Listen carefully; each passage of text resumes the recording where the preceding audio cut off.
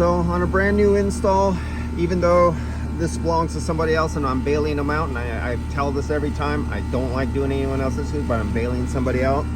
I write, and some guys hate when guys write in here, but this is day one, and not only is it partially going to be there, but I also recorded on the, not Measure Quick, field piece. When it's not mine and I'm not making the money off the parts or anything like that, I do field piece. If it was mine, I'll do Measure Quick.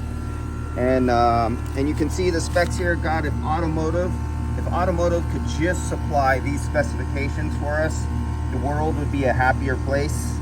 But of course they don't, and there's so much stuff that needs to be done to properly do a vehicle. And what I'm also doing too is I'm checking off their checkoff list here. Where in the hell is it? Do I have the right one here? Well, they have their thing. Okay, so I'm checking off their checkoff list of what I did. If the guy who installed this, the contractor, did this, what he did, I'm not going over all of his work. I just know what my fingers touched. Whatever my fingers touch, I'll fill out in here. I'll do some of the work for them. But they got my true flow grid test telling them they have an air supply problem, they got a filter supply problem, too much high static. They'll have this here. And just like all the documentation and work I do with live Bluetooth and record and data log on automotive, I do the exact same thing on commercial, and I do the exact same thing on residential. There's no excuses not to. The guys, oh yeah, this was 15 ounces low on refrigerant, and with 15 ounces low on refrigerant, the sight glass was still nice and crystal clear. It was beer can cold at 42 degrees. That's 15 inches low. I added 15 inches, and we're floating between 44 and 45 degrees Fahrenheit on our beer can cold.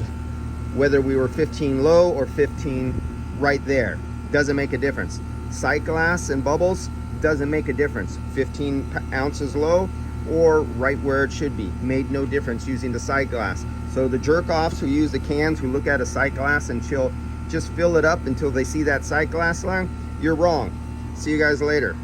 The sight glass guys got to take a hike. The shake a can guys got to take a hike. The guys who go by high side or low side pressure got to take the hike. We need to educate the old guys, and especially the owners. If the owners are technically and mechanically incompetent, they either need to shape up or ship out. We have to stomp on them like cockroaches. See you guys later. Let's make this trade a trade to be proud of, and stop screwing over and ripping off customers.